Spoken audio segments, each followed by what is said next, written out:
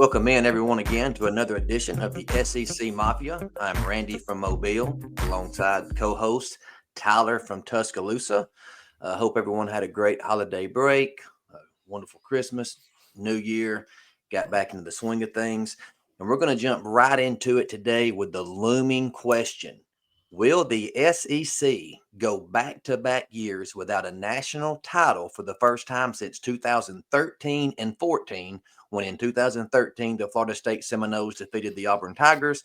2014, the Ohio State Buckeyes defeated the Oregon Ducks. Will this be a 2-year drought with Michigan winning it last year?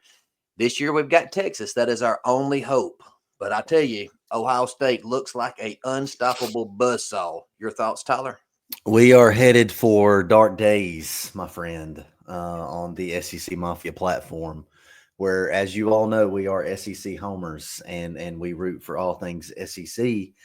Dark days are ahead of us if our lowly but surely Texas team does not prevail in the semifinals in this upcoming week against the Ohio State Buckeyes.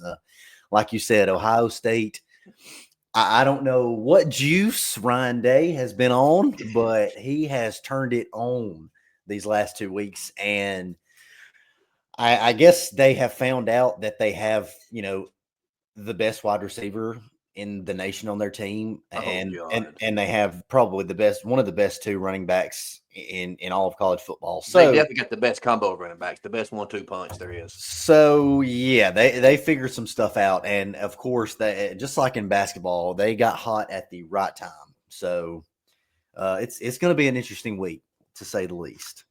Yeah, and we'll get into it more as we preview that game. But they just look like an unstoppable force. My one question that I have, and my one glimmer of hope, can it be sustained? Can you continue to play at that high level week in and week out? Now, when the playoffs expanded to 12 teams, and we knew that there would be a chance that one of the teams that played in the first rounds and didn't get a first round bye would have to win 4 additional games, we knew somebody was going to have to put it together and play 4 really good weeks of football.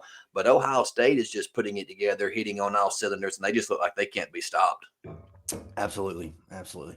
Before we dive into it, guys, again, as always, this is our SEC Mafia contact info. Give us a follow on X. Shoot us an email with any sort of questions that you got. Our Facebook handle is Randy Thomas, and we have a Facebook group. It's now up to 100 followers. Go SEC Mafia, go Mob. So join us in that. Join us in the Facebook group on Facebook, whatever. Give us a like on X and on YouTube. Make sure you hit the subscribe button and hit the little notifications bell. That way you can get every update that we have for when we upload videos. And with that, we just want to say welcome back, everybody. Welcome back into the swing of life. We know that many of you guys and gals maybe had some days off for the holidays, and this today when we're recording is Monday, so we figured a lot of you guys are back to the swing of things, and you're getting going again at work. So just a little funny moment for you guys to welcome you back. Welcome back to the real world, people. And so with that, we're going to jump into our quarterfinal review. We had 2 SEC teams competing in the quarterfinal in Texas and Georgia. The first game that we will review is the Peach Bowl that took place down in Atlanta. Texas winning in a thriller in double OT, 39-31, edging out with a defensive interception to end the game. Yeah, this was just an absolute crazy football game. It saw Texas jump out to a 14-0 lead. They're leading 17-3 at halftime. They're looking like they've got their sights set on the semifinals. All's great in the world, going to cruise to victory. And then Arizona State, gets a safety, puts up 5 points in the third, kind of starts clawing their way back. Texas scores to go up by 16 with only a few minutes to go. And then Arizona State, reaches into their bag of tricks, hits trick plays, converts 2-point conversions. And all of a sudden, the game is tied up at the end of regulation. And you're just sitting there thinking, what in the world happened? But another crazy stat that sticks out to me, do you know how many plays Arizona State ran in this football game? Probably a lot. 97. So 97 plays. That is, and I know it went into double overtime. That is an insane amount of plays. to tie into the amount of plays that they have, I want to tie in, to that with the fact that Texas has sort of gotten in this MO throughout the back half of the season of starting fast, finishing slow. And it happened to them against Arkansas. It happened to them in the SEC championship game. And it prevailed on into Clemson and now in the quarterfinal against Arizona State, to where Texas's opening offensive drive, it took them 2 plays to score. It was 2 plays for 76 yards with a DeAndre Moore touchdown. They also had a punt return for a touchdown that pretty much gave Yes. Arizona State, 2 series in a row. So it was skewed a little bit. But still, Yes. Arizona State ran 97 plays and Texas only ran 60. That is 37 more plays. Mhm. That is just insane. And that was another thing to tie into it. The punt return by Silas Bolden was for the second touchdown, and Texas scored 2 touchdowns in under 66 seconds of the actual game clock. They have started fast, but they ultimately stalled. And to tie in, so the reverse of that for Arizona State was that they couldn't finish drives. They stalled out on so many drives in the opening half that for 3/4 of the game, Arizona State had 38 plays for 98 yards in Texas territory with 0 touchdowns. So that means they were crossing the 50 into Texas territory and almost had 40 plays in Texas territory with only 98 yards and 0 touchdowns through 3/4. So they were stalling out. But like you said, ultimately, they didn't really start turning it on until 5 minutes left in the fourth quarter. Within the last 3 minutes of game time, Bert Auburn, the field goal kicker from Texas, missed one potential winning field goal. One field goal would have put you in the lead. A second one with just seconds to go definitely would have won the game for you. Missed 2 field goals. Just absolutely atrocious. Needed to be clutch and step up in the moment. He didn't. But one thing we've been saying about Texas since we started doing this podcast about midway through the season, when they figure out how to run the ball, they are near unstoppable. When they can't run the ball, they are beatable. If you would have told me before the game that Texas was going to gain 53 yards on 30 attempts, I would have told you they were in trouble, and they were in trouble. I can promise you, 53 yards on 30 attempts is the recipe to get skull drug by Yep. Ohio State this weekend. Yep, absolutely. And another thing is that I get your motive and your thinking, sorta. But if you go back to it on that second down and 4 with 5 minutes and 44 seconds to go, Quinn Ewers pops back, play action, and we're looking for the home run shot right here. Why, I do not know. And he throws the pick, which ultimately leads to the Cam Scatabo speed out option pass for the touchdown. And I don't understand your thought process on going for the home run ball. Why are we thinking home run pass with 5 minutes to go on second and short? You have Arch Manning, you have Trey Wisner. Yes, sure, it was an off day for running, but 4 yards. I mean, come on. And if you get the first down, you're more than likely going to run the clock down almost to about the 2-minute drill. And at that point, they were up 16. So it's just things There like was some that. there was some questionable play calling for Yes, sure. and it's been questionable for the last couple of weeks with Sark. I mean, he did some questionable things in the SEC championship that just absolutely did not make sense. I don't know if you paid attention to it, but his body language. My wife even noticed it as we were sitting there watching the ball game, and the fourth quarter continues to roll on. He looked And nervous. she said, "My God, Sark is just sweating bullets. He looks like he is nervous," and he did. I mean, he looked like he had seen a ghost. But again, to continue harping on the lack of a running game on 30 attempts, their longest rush of the game against Arizona State, 7 yards. Yards. Yeah. 7 yards. That's unacceptable. That is unacceptable for an SEC offense to play a Big 12 defense and only have 53 yards rushing. And I don't know if it was just momentum shifts, and I don't know if it was just maybe Texas hasn't. Well, they've been in this moment before, but I don't know. Texas has a tendency to do this in big time games with their defense. I mean, their defense has played elite all year. If your name is not Georgia, and apparently if your name is Arizona State, they can't play elite in the second half. So, but kudos to Texas. They are the SEC's mascot per se now for the rest of this thing. So keep going to Texas. Congrats to ASU for the season that they had. Go back to your Big 12 home. We don't want to see you here. And yeah, that's all I got for that one.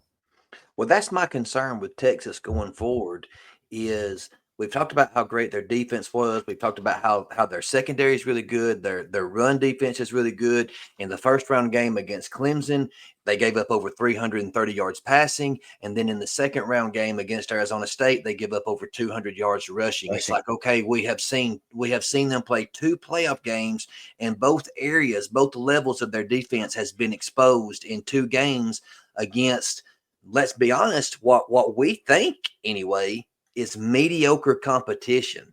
That is alarming with the juggernaut that is Ohio State looming. Yes. Yes. The Ohio State is going to. If Texas plays the way they have the last 2 weeks, then Ohio State's going to have their way with them. We'll just put it that way. Absolutely. And so with that, we move into our second review with Georgia facing Notre Dame in New Orleans at the All-State Sugar Bowl. And first and foremost, we want to start out by saying condolences to everyone in the tragedy that happened around New Year's Eve and New Year's Day down there. Our thoughts and prayers go out to everybody that was affected by that. There's no room for that in any nation on the world. There's no room in that, especially in the United States. Absolutely senseless. There's no Yeah. reason. I mean, people are down there. I've seen reports where there have been people. There was an Alabama student. Yeah, absolutely. I mean, There's it's people from just all over that their lives were taken. They were injured. There's just no sense in that. Also, in a completely separate event, condolences to Kirby Smart, whose dad passed away during yes, this week as well. He fell in New Orleans leading up to the Sugar Bowl. Kirby Smart was trying to balance keeping his team ready after the terrorist attack. He was trying to balance spending time with his dad as his dad was in surgery. He didn't know what was going to happen. Just a lot of outside clutter affecting them. And just condolences to them. absolutely. And so we go into a more positive, the actual game here with Notre Dame overtaking the Georgia Bulldogs 23-10, the SEC champion, minus starting quarterback Beck, of course. Which we're not going to make excuses here on this podcast. You know, you play with who you have, and you go out there and you do the best you can, and ultimately you want a victory. And in this case, Georgia did not go out there and play the best that they could. Well, this was a game in which, again, I'm an SEC homer here, but Georgia really won every aspect of the game except for in the Except for, final score. yep. They got the ball, they drive down the field, they get inside the red zone, and boom, they fumble and they leave points on the board. Mm-hmm. And it's just back and forth, not a lot going on, couple field goals here and there. Notre Dame's up 6-3. I really thought 6-3 with about 40 seconds to go in the first half. You've got a backup quarterback who's fine, he's doing okay. Georgia really could never establish the running game. And I thought, you know what, with 40 seconds to go, just hand the ball off, get into halftime 6-3, make some adjustments, see if you can, scheme up some chunk plays in the second half and see if you can get back in this thing. And they tried to get a little bit aggressive. The Notre Dame defensive line gets to Stockton, strip sack, fumbled. Notre Dame scores. They go up by 10 at halftime. And then once they returned the opening kick of the second half, it was over. It was over. And the thing about Stockton is, for the pressure that was on his shoulders, him being the starter now and going into the quarterfinal at the Sugar Bowl, The kid played great. I mean, Mhm. his opening drive, or not the opening drive, but the second drive coming out on offense in the first quarter, he was 6 for 6 with 41 yards passing. 20 of 32, 234 yards, and he Yeah. probably had, I don't know, 65, 70, or 80 yards left on the field because of drop passes. It is Yep. an absolute plague that Georgia has recruited at the high level that they have recruited, and they can't get pass catchers to catch the ball. And again, he probably had, another 40 yards from a They'll drop penalty. pass. Well, from a penalty that is The issued sideline. from a referee who was not stepping in the white. He was on the green on the side to where the players stand, to where he got tripped up and got his feelings hurt and felt like he had to be seen. Let's all just be honest with ourselves. He felt like he needed to be seen. Yeah, I didn't like that call. I don't know where we stopped throwing the sideline warning. And I know that the rule book says, well, if you make contact with an official, it's not a sideline warning, it's a sideline infraction. So if you're across the white line and you're where you're not supposed to be in the restricted area, as long as you don't touch somebody, it's just a warning. But if you do incidentally make contact, now it's a flag. I just don't like all that. I think Well, that's there's a where picture that is going around Twitter that obviously shows the referee is on the opposite side. You have the playing field, you have the white line for the coach's box, and then you have the player line that is usually marked by there's usually green turf and then there's a separate white line. He was in the green turf that was not on the green turf of the playing field. He was on the opposite side of the coach's box. And right. for him to get his feelings hurt like that and throw it, and not to mention the blown roughing the kicker calls in the first half. I mean, Yes. what is Yes. that? What is we're clearly making contact with the kicker's plant leg, and it's just running into the kicker. It's not roughing the kicker at this point. Well, again, and I know we passed it, but this is an SEC podcast, and I'll mention this real quick. In the Texas Arizona State game, when Texas was up 2 scores in the first half, and then they were up 2 scores in the second half, every time an Arizona State ball carrier got tackled, the ball was being spotted an extra yard, extra half yard. I mean, they were doing all they could to try to get them back in the game, and it almost ended up costing Texas. But in this situation here, again, I'm not crying, I'm not whining. Notre Dame made the plays when they count. Notre Dame deserved to win the football game. Georgia didn't get much help from the officials, and they just didn't get any breaks. No, And that's there why was you see, no Notre Dame with a 13-point win. And I know that the country is going to laugh at the SEC over this, ridicule the SEC, point fingers while they can. But the fact of the matter is Georgia just had about 3 or 4 blunders where they put the ball on the turf a couple of times and allowed a kickoff return, and that was the difference in the ball game. Georgia outgained them, had more yards, had more first downs. Again, had a better offensive game plan. They just were not able to finish and make the big plays like Notre Dame did. well, and that's the thing. That was the difference in this game was the big play ability. And Georgia, for whatever reason, like you said, just a couple blunders they had, they just didn't have the big play capability. Everybody was waiting for a spark. Everybody was on their edge, just waiting for that big play to happen, and it never came. What's crazy, you know how many kickoff returns Notre Dame had in the game? One. Yeah, One one. kickoff return for 98 yards. I've said it and I've said it. And Saban used to do this a lot when he was at Alabama. He would want to try to grab momentum, and they would kick this sky high kick kind of to a corner and want to get down in coverage and tackle the ball carrier inside the 15-yard line and try to flip field position right off the bat. I've always been against that garbage. If you've got a kicker that can put the ball in the end zone, do not give the opponent an opportunity to run it out. And had Georgia done that, could be a different football game. Mm-hmm. I'll say this, and I may be going out on a limb, and I may eat these words as soon as next year.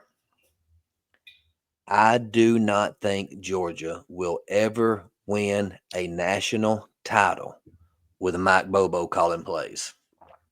If I'm a Georgia fan, I am so sick and tired of seeing 3rd and 7 and 3rd and 9, and you throw a screen pass. In the fourth quarter, it's 23-10, You got to time extend it. running out, and you're throwing screen passes. Absolutely. God almighty, that just rakes on my nerves. I don't like him as a play caller. He is very, very vanilla. I don't think they'll ever win one with him calling No, plays. and I'm not even going to beat a dead horse. I was going to say something about that, but you hit the nail on the head, because when you're in situations to where you've already been put in a bad position in third and long anywhere, there's just no perfect play for third and long as an offensive coordinator, and that's what you come up with. That's not good. That's not a recipe for success, as we like to say on the show. And in Bobo's defense, they've got receivers dropping balls left and right. They They do. They they do. they they only had 62 yards rushing on 29 attempts. They only averaged 2.1 yards. So I guess maybe he was kind of looking at it and thinking, what else could we do? But he's just notorious for that. Just screen over and over and over and over. And I'm just, when it's not working, I'm just not a big fan of just continuing to throw a screen to a wide receiver that quick. Yes, I will give Bobo leeway for that, but one thing that I'm not going to give Bobo leeway for is for a third down percentage of 16.7.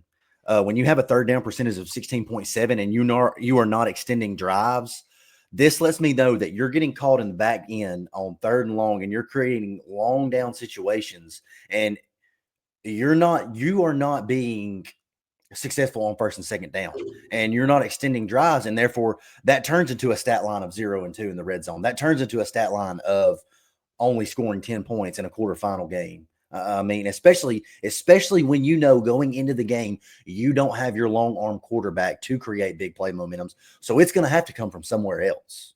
Well, So you can't give up a strip sack before halftime and give up 7 points, and then a kickoff return. You essentially gave Notre Dame the 2 touchdowns they scored. Other than that, your defense, when your defense was faced with actually stopping a drive, only gave up 9 points. yeah, That's good enough to win. But turnovers, special teams, and not getting it done, like you said, on third down is ultimately what did Georgia in. all three phases of the game, man. All three phases of the game. And with that, we move into the next phase of our uh, podcast here on SEC Mafia, with SEC bowl game reviews from all over the nation. We'll go quick here for the most part. Tax Slayer Gator Bowl between the Ole Miss Rebels and the Duke Blue Devils. 52-20 with Duke's quarterback out. This is kind of what you expected. One thing I did see a lot of Ole Miss fans were kind of clamoring about is they wanted to see some of these backups get in the game earlier. The backup quarterback Simmons only came in and threw one pass. You were up huge in the third quarter. That was a chance to kind of let Jackson Dart do his curtain call, bring your backups in, start looking toward the future. And I guess for whatever reason, Lane Kiffin just wanted to continue to just drive the nail into the coffin. But this is what we expected. Ole Miss showed up, took care of business, and should end the season ranked inside the top 10 after this one. Yeah, absolutely. Congratulations. Lane Kiffin he's not going to leave Ole Miss for the foreseeable future for what he's built and what he has bought through NIL. For the third time in 4 seasons, he has led them to a 10-win season at Ole Miss, and before he got there, that was unheard of. So Absolutely. Ole Miss fans are happy with their 10-win seasons. I mean, they were in the contention for an SEC championship. They were in contention for the playoffs this year. I mean, if not next year, when they expand in 2 years, Ole Miss will be in contention for a playoff run, just because of the dynamic offensive mind that is Lane Kiffin. Yeah, and Alabama and Ole Miss are kind of in a similar situation. I know South Carolina felt they deserved to go to the playoffs at 9-3, but South Carolina, their 3 losses were to really good teams. Alabama and Ole Miss, they both have a lot of soul searching to do because they each lost a game. In Alabama's case, 2 games. But Ole Miss losing to Kentucky, that's just, you just can't explain that. That can't happen. And to sit here and watch them the other night playing Duke and seeing their offense all up and down the field, just to think that we missed out on seeing that offense in the playoffs for SMU and Indiana, all because they lost to Kentucky. That's heartbreaking. That's got to get fixed in the foreseeable future. You can't have that blunder again. Yeah, no, you can't. Ole Miss was definitely one of the 12 best teams in the If you go country. 9-3 and you're losing to Georgia, Tennessee, LSU, whatever, fine. But you can't go 9-3 and one of those losses. You can't go 9-3, beat Georgia and lose to Kentucky. That Yeah, can't happen. no, it can't. Cheez-It Citrus Bowl. If you watched this one, It probably the was. most exciting part of this was Shane Beamer and Brett Bielema and their antics going back and forth. I really thought at one point during the game, I thought, man, I wish it would I just thought we were end about to see right now. SmackDown. I thought I wish it would end right now so that these two guys could walk across each other's face and have to do the shaking of hands at the end of the game. Because if it would have ended at that moment, I think they would have fought. Oh my God. The look and the fire in Shane Beamer's eyes. I thought he was just going to grab him. And I thought we were going to see WWE SmackDown right there. I mean, it was the most entertaining of the bowl games, I would say, besides Texas and Arizona State. I mean, it was there was more like electricity just through the TV watching that one from any other bowl game. It was awesome. When the Illinois player hurt and Bielema would come out kind of mocking Beamer, and then all the coaches are holding Beamer back, the camera actually panned out and it panned to the crowd, and you would have thought that this was a rivalry game. This is what bowl games should be. This Yes. this this Yes. had this had electricity. This at that moment when Shane Beamer was being held back by his assistants and Brett Bielema was out there with his little doo-doo eating grin, mocking and doing all of his little antics. You think the bowl game mattered to those guys? Heck yes, it mattered to those guys. Man, it mattered. You know it did. And that's what is so awesome about you get it used to be every bowl game because you were playing for your pride and you were playing for your conference and you were playing for the guy next to you and it was opening up. It was a curtain call and it was opening up so beautifully. And that is what this game gave us a glimpse of. Both programs on the edge of glory, respectively, in their conference, both 9-3. That I mean, it was glorious. Obviously, didn't end the way that the SEC wanted it to in this matchup with the SEC with South Carolina falling to Illinois.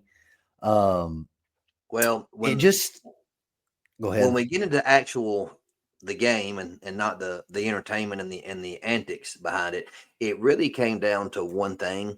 Yes. Illinois had three opportunities to score touchdowns. They actually had 5 trips to the red zone. They scored 3 touchdowns on those Mhm. 5 trips. South Carolina had 4 trips to the red zone, had to settle for one field goal and missed one field goal. You've got to score touchdowns in the red zone if you want to win. Mhm. Yep, absolutely. You can't stall out. Your red zone percentage has to be high in every matchup, and that's I obviously know what Mike we're Shula doing. has just been named the offensive coordinator. I know he's been an analyst this whole season. I know he was not given a fair shake at Alabama as far as what he was having to deal with the team being on probation and stuff. But when you go back to his days at Alabama, his offenses were notorious for moving the ball inside the 20s and getting inside the red zone and stalling. If South Carolina wants to be a contender and they want to get over the hump and make the playoffs next year, their red zone offense will have to get better under Mike Shula. Absolutely, and South Carolina has a lot to look forward to next year, especially in Sellers. I mean, the kid threw 24 for 34, 70% completion, 260 yards passing with a touchdown, and no turnovers. It's always it is always a positive outlook in every situation when your quarterback is protecting the ball and not giving short field positions to the other team. And Lenoris is one of the best at protecting the football, not turning it over and creating those short field positions. I will also say this about South Carolina. I didn't mean to cut you off. I thought you were done Oh, there. you're good. It's fine. Stewart really came back down to earth with Kennard opting out of the bowl game. Mm-hmm. He was pretty pedestrian. He only had 3 tackles, only 2 were solos. He was credited for one assist and one tackle for loss. He just was not the wrecking ball that we had seen this season. And a lot of times on the defensive line, when you've got 2 studs like that, you've got to pick your poison on who you're going to double team, who you're going to chip. Or with Kennard not being in the game, they were able to really key in on Stewart, and they did a pretty good job of neutralizing him. Yeah, not to mention, you can obviously tell that in South Carolina's rushing game really took a toll this week with Rocket Sanders opting out last minute like he did. And I really think that's kind of what hurt Lenoris in his rushing game, because Rocket has become a sort of formidable force in the run game to where, well, you've got to have a guy on Rocket and you've got to have a guy on Lenoris. And if you can't run your read op well with Lenoris, then it kind of doesn't really help your RPO game and things like that. So I think the flow coming into this game was messed up. And ultimately, that's kind of what led to stall outs in the red zone for them. But congratulations, Coach Beamer. Great season for South Carolina. Congratulations to Bielema at Illinois. 10-win season there. I don't know. Has that their first 10-win season? Moving on to LSU, and it's their first one in a while, but they're the Big Ten. Forget them, man. Let's move on to LSU and Baylor. LSU did what they were supposed to do. They took care of business. 44-31. This was kind of a track meet. We saw some of the problems that had plagued LSU this season arise in not being able to stop anybody. Baylor put up 507 yards. Baylor passed for 445 yards. LSU just could not get off the field. But in the end, their offense was able to outduel Baylor, and they got the 2-score win. Big day for Nussmeier, 24-34, 304 yards, 3 touchdowns. Really a good building block and a stepping stone for them going into the offseason. Absolutely. Moving on now to the ReliaQuest Bowl. Let down in this one.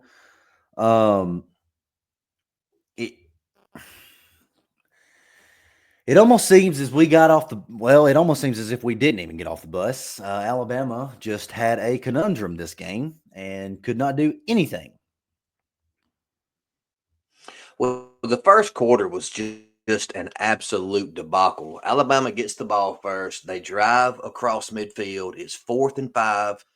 And I did not agree with the decision to go for it on 4th and 5. You've got a terrible, terrible offense. And it was backed up by the fact that Michigan only put up 190 yards. They only averaged 2.9 yards per play. Pin them deep, back them up, make them drive 95 yards. And if they can't even get a first down, they're going to punt it to you, and you're going to have it right back at midfield. I just don't understand why in the beginning of the game, coaches are just giving momentum away. Well, not to mention the timing of the weather. If you would have punted right there and their offense would have been the ones getting the torrential downpour, not your offense, to where Milroe can't even stand up straight and he fumbles the ball. I think that Michigan, I think I saw this to where Michigan started in Bama territory like 3 of their 4 scores. 4 in the first quarter, they scored 3 field goals and a touchdown to get their 16 points. All 4 drives started in Alabama territory. Literally in the first quarter, they did not run one play on their own side of the 50. It was just Alabama mistake after mistake after mistake, and just credit to the defense, because the defense, I mean, if it was not for the defense, it could have been 28-0 before you blink an eye. But they rose up, they held their own, they kept them out of the end zone for the most part. It was just the fact that the offense just threw up all over themselves with the early turnovers and miscues that just continued to allow Michigan to have the ball in scoring position. Yeah, I mean, like you said, credit to the defense. Michigan scored most 16 points or all 16 points in the first quarter and then didn't score again until they had a field goal in the 4th. So defense created plenty of opportunities for the offense. But when your offense goes 1 for 2 in the red zone and your quarterback has 3 turnovers, it's not a good day. It's not a good day. 3 turnovers. 0 for 3 on 4th down. You might as well call those turnovers. Yep. 1 for 2 inside the red zone. They just couldn't get anything going whatsoever. And you could say this for the entire outlook of the season if you wanted to. And I love the dude. He's a great, great, great guy. but Milroe was inconsistent, and I think that he was uncoachable. And here's what I mean when I say uncoachable. As a coach, you typically know what and who is consistent on the team, and you know what they bring to the table, right? So let's talk in terms of fantasy here for everyone. You know that Jam Miller is going to go out and he's going to be good for about 8 fantasy points a game on average. He's going to give you about 8 fantasy points. You know CJ Dupree, your tight end, is going to go out. He's at least going to have 1 catch, 2 catch for about 10 yards. He's going to be good for about 4, 5, 6, right in that area. You know, occasionally a 10 with a score. Milroe was uncoachable in the fact that the coaching staff never knew what Milroe they would get in the game every week. And as a coach, that is hard to deal with as a coach. I mean, when Milroe is on, he is Michael Vick reincarnated. You cannot stop him. But when he is off, everyone is like, "Oh my goodness, we have to pull him right now." He looks like a JV squad freshman who hasn't even studied the playbook. And that is hard on the coaching staff to make a drastic of an adjustment based upon the drastic bar that Milroe has set. Well, one thing that I'm tired of seeing, Milroe ran the ball 16 times in this football game for a total of 7 yards. So you continued to call running plays and read option plays to where he had the opportunity to pull it, in which again, this was a lot like the Oklahoma game in which he was making wrong reads. But Milroe had 16 attempts. Jam Miller, Richard Young, and Rico Scott, all three combined had 13. You're handcuffing your offense. Sure, when you're playing LSU and he's picking up 20, 30, 70 yards a pop, sure, keep feeding the guy. But after you've called 4 or 5 design quarterback runs and he's getting shut down at the line of scrimmage, just like he was at Oklahoma, it's time to step back and say, okay, now if we call 12 more running plays this game, we're essentially wasting downs. I told you last week whenever we broke this game down and we talked about it, that I was at a pretty high level of concern just because Michigan had the opportunity to play strong defense and shut down his legs. When you shut down his legs, you shut down the Alabama offense. That's got to change going forward. Whoever comes in now that he's declared for the NFL draft, whatever quarterback starts, whether it's the freshman phenom Keelan Russell or it's Ty Simpson who's waited his turn, or if it's Austin Mack, whoever it is, you've got to be able to have an offense that distributes the ball, spreads it out to its playmakers. You can't have a basketball team with one good shooter. If you do that, you're going to win some games when he's hot. You're going to lose some games when he's not. And that's what Alabama's done with Jalen Milroe. They've run the entire offense through him. And when he's shut down and he's not on, they don't even try to get other playmakers involved. Well, just a little stat for you here. In every one of Alabama's losses this year, in all 4 of their losses, every single team held Milroe to either 25 yards or less rushing. He had 7 against Michigan. He had 7 against Oklahoma. He had 25 against Tennessee. And against Vanderbilt, I want to say he had 15 rush yards. So every one of our losses, when we were trying to force Milroe to be the star, when we were trying to force run game through him, it did not work. I said on the show last week, if Alabama lost this game with all the opt outs, that I would have some concern. I do have some concern.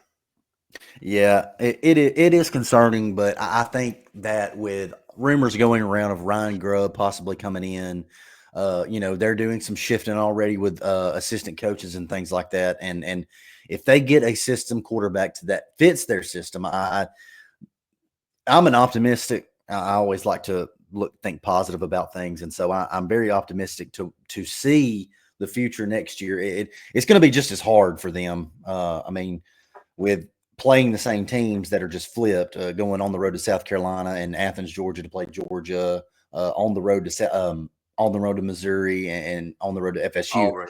and Auburn. I mean, you're just going to have just as tough of a schedule. So, congratulations to both of those teams on their seasons. And so, with that, let's go ahead and preview Texas versus Ohio State coming up. There's not a slide for it. But there's their logo, so we're talking about Texas. Well, we've talked about it a good bit, and we kind of gave some thoughts on it earlier. We did. For me, it comes down to 2 things. the first 10 minutes of the game. In the first two games that Ohio State's played, by the time there's 5 minutes to go in the first quarter, those things have been over with, done, out of there. Yeah. Okay. Can Texas go toe to toe with them and make it a 4-quarter game? But most importantly, they're going to have to be able to get some sort of running game going. I thought they had really found it against Clemson. I would have thought Clemson's defense was much better than Arizona State's. Texas ran for over 200 yards against Clemson, and then they turn around and run for about 50 against Arizona State. Something's got to flip there. I don't know if this is the time that you bring out, Arch Manning in sort of a wildcat package. Maybe you create a little bit of a package for him. Maybe you don't. Maybe everybody keeps talking about Arch Manning, and maybe Arch is not what we think he is. Maybe there's not a package for him, but you've got to find a way to run the football. The big thing for me is 434 yards of offense against Tennessee. I want to say, like, God, 420, 450, something, 450 along that line against Oregon. Ohio State's offense is playing hot. They are playing at an elite level. We've seen struggles on Texas's defensive side with passing and with run game now. Passing against Clemson, run game against ASU. And like you said, this game will be decided in the first quarter. Now, if it ends and it's 14-14, 14-10, somewhere like that, Texas has a shot to play the long game with them. They can play the long game. They know how to play hardball and go the distance. But if they go out there dead and Ohio State jumps out 14-0 on them, they will not recover. It'll Texas, be tough. I don't see them recovering if that happens. Their defense has given up. Oh God, I just had it up. It's given up like 300 something yards the last two games. So it's. You talking about Ohio State? No, Texas's defense. Texas's defense actually gave up like 470 against ASU. So not a good recipe there. Ohio State in the playoffs are averaging 487 yards. That is the Chip Kelly offense we thought we were getting. 473 yards against Tennessee to Tennessee's 256. And then in the quarterfinal game against Oregon, they put up 500 yards. 500 yards to Oregon's 276. So in two playoff games, they have held opponents to below 300 yards, and they have put up 473 and 500. They are outgaining opponents by over 200 yards in playoff games. This is an Oregon team that beat them in the regular season. So I don't know what switch Ohio State has turned on, but if that switch is still turned on Friday night, it's over for Texas. Absolutely. Now, I will say this. It should be one of the better defensive lines that Ohio State has faced. I would have sworn by that until I saw Arizona State put up the chunk yards that they put up. But we'll see. Games are played on the field, not on paper. Absolutely right. Absolutely What's right. your score? Oh.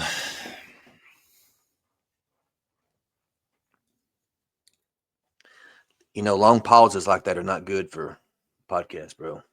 I know. I'm pausing. No. I'm pausing for dramatic effect for our listeners. Oh. I'm giving them the suspense of sitting on the edge of their seat, waiting. I know they're hanging on to everything. They're absolutely hanging on the edge of their seat. I know some of them right now are sitting here reaching into their billfold, pulling out $100 bill, ready to go to the casino and put money on it. Put money on it right here. Put money on it. Yes. What is your score? My score is gonna be. God, I hate to do this. I am going to say 35-24, Ohio State. I'm giving two scores. I'm sorry. I'm giving two scores because I can, okay? This is the SEC Mafia podcast. The SEC Mafia score is Texas in an upset, 24-23. Randy from Mobile's actual score here that I'm being realistic with, 31-20 Ohio State. Hold up. You can give two scores, but I can't. No. I gave one for the SEC Mafia. The SEC Wow. Mafia has to pick Texas to Wow. win. Wow. Wow. Yeah, I That was if ours together. That was the Mafias back in Texas in the upset. all right, I'll give you that. I'll give you that. I'll give you that. But yeah, I I think we had think a couple. from here at SEC Mafia, we're gonna do this, and this is big for us. This is big for us, but we're gonna go ahead and give you one of these this week. We're gonna give you one of these. Yes, we are. We're gonna give you one of these. I'll let you do that. Keep the SEC going, baby. That's all I'm gonna say. I think we had a couple reader questions before we get out of here. Oh, absolutely. Love the reader questions, man. Is the SEC down this year, or is the Big Ten better? You want to go? I think that the way that the scheduling was set up this year, I do not think that the SEC was down this year. I think that it appears the SEC was down this year because of the scheduling. When you have Georgia on the road at Ole Miss, on the road to Alabama, playing Tennessee, when you have Alabama playing Georgia, when you have them on the road at Tennessee, when they're playing South Carolina at home, when they're playing LSU on the road, uh, each is eating their own, and it's more or less of the SEC had a bunch of good teams this year and not a lot of great teams, if that makes sense. That there was a lot of the middle of the road teams per se that I truly believe would have done good in a college football playoff scenario. I just think that the way that the scheduling worked, you had so many schools that were competing for the top. I mean, at one point in the season, there was like a 7-way tie for first place, just because everybody was eating their own in the SEC. And yes, some teams in the Big Ten are good. I'll say Ohio State and Oregon. They were elite this year.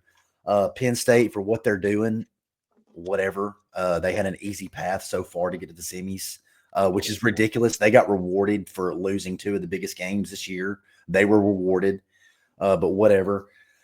I think that the Big Ten schedule was set up to where they had 3 or 4 teams that didn't play each other, and they got the bottom half tier of the team. So, no, I don't think the SEC is down this year. And the Big Ten has done this for next year. They have adjusted their schedules Oh, to for where sure. their top fitters. I'll say this: I think if you look at the top 4 teams in the Big Ten versus the top 4 teams in the SEC, if you told the Big Ten to pick out your 4 best teams and come play the 4 best teams from the SEC Now, that would be a in moneymaker. in a tournament, the way Ohio State's playing, I think Ohio State wins that. I think the top 20% of the Big Ten is probably better than the top 20% of the SEC. Where the SEC makes their argument is numbers 5 through 16. If you then took number 5 through 16 and lined up with the Big Ten and had them play one another, then I think the SEC would have a much better head-to-head record in that. So I think it's kind of a yes and no. I think the SEC is down as far as a top-heavy elite. As far as the conference as a whole, no, I don't think they're down. I just think this is one of those years, kind of like last year, to where Michigan was the best team in the country. This year it happens to be Ohio State. Just because the best team in the country is in your conference doesn't mean you have the best conference. Go back to 2013 when Florida State won the national title. Does anybody think that the ACC was the best conference because Florida State won the national title that year? No. So I think that's what a lot of the national media is just clamoring on is, oh, the Big Ten has overtaken the SEC. Well, as far as the last couple of national champions, if Ohio State wins this one, then yeah, you might can say that. But I'm still not ready to say as a whole. Next question. Do conference championships matter? Should they be done away with? They'll never be done away with, at least not in the near future, because of money and how much money and attention they draw in. Me kind of thinking just, and I know I'm younger, but I still have that old school mindset to where an SEC championship is just, that's something you take pride in. That's a huge accomplishment compared to other conference champions. I mean, everybody watches the SEC championship game. Case in point, the ratings for the SEC Yes, and championship game have been better than the ratings for any of the playoff games. And that's what I was about to go into is the ratings were like 14 million or so for the SEC championship game, to where there was a couple of games, SMU and Penn State and Indiana and Notre Dame, to where they didn't even scratch the surface of like Struggle to six. get 10. Yeah, I mean 6-7 million. So no, it's a fine line between on completely doing away with it and just naming a champion.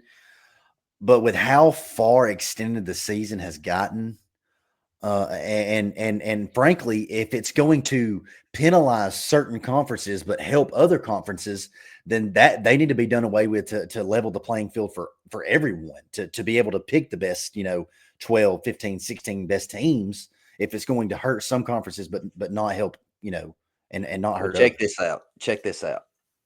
Tell me, tell me how awesome this would be. And I heard this. This was not my own idea, and I should have. I wish I could remember who said it so I could credit the source. It may have been Josh Pate who said this when I was listening to his show. But could you imagine SEC championship weekend? Okay, let's just use this year for example. We had Georgia and Texas set to square off on Saturday at 3:30. Could you imagine if at noon in New Orleans you had Tennessee and South Carolina playing for that last SEC playoff spot on that same Saturday? Like a If you little had Alabama, play-in. Ole Miss, like if you had the Big Ten and the SEC teams, like whoever was third and fourth, they played. You said, okay, Georgia, Texas, you're in. Y'all go play for the championship, but we're going to take the whoever's third and fourth in the standings, and y'all are going to play a play-in game to the playoffs. The Big Ten, whoever Ohio State or Oregon, Penn State. You two guys are in. Ohio State's third, Indiana's fourth. You two guys are going to go play a play-in game. That would be pretty interesting. It would, but from a logistical standpoint, that is an extra game and an extra strain that you put on everyone. But so is the But SEC so is championship. the SEC champion. Yeah, So it sort of levels the playing field for the teams because that's been a gripe. You think about what Lane Kiffin said earlier in the season. He said mhm, nobody wants to go to the SEC championship game and play that extra game. Well, now if you're third and fourth, you're having to go play the extra game. So now there's more incentive to try to get that first and second spot to where you're automatically guaranteed a playoff spot. I see. I see. I'm That with you. I don't think they'll ever be done away with just because they're money makers. This question was kind of brought up in the air when you look at the playoffs. They're in the Final Four. There are zero conference champions, and in the Yep, Final Four, there are zero of the top four teams that got buys. In other words, what that tells me is the way we're seeding this thing is is wrong. completely wrong, and changes have got to be made. We may after the bowl games, after Alabama and South Carolina lost, maybe we have the best teams in it, but we don't have them in the proper order to get the best teams at the end. Absolutely. I mean, I agree with that. The automatic bid stuff has got to go. That's the first and foremost, and then you have to find a way Well, to. the automatic buys really have to go. Yes, that's another thing that has to go because obviously there is no incentive in that for any of the first round buys. You're playing on a neutral field. But another thing that we have talked about countless times is there's got to be a way to figure out how wins outside the top 25 level up, just like in basketball. I mean, you look at it right now. Alabama is 12-2, and they're ranked fifth, and Oklahoma is 14-0 before they played Alabama, and they were ranked Rank 12th. 12. So there has to be some sort of factor for non-conference. There has to be some sort of factor for non-ranked, and that is how you level the playing field across the Where board. was the outcry from all these homers, all these know-it-alls?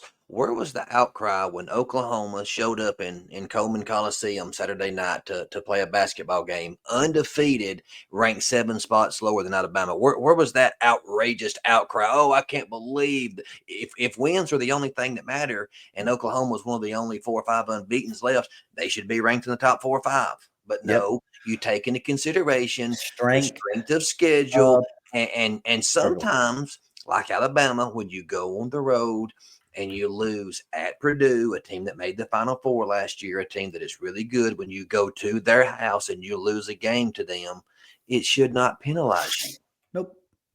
especially when you're being compared against somebody that may have played some school we've never heard about, Northeast Western Missouri State.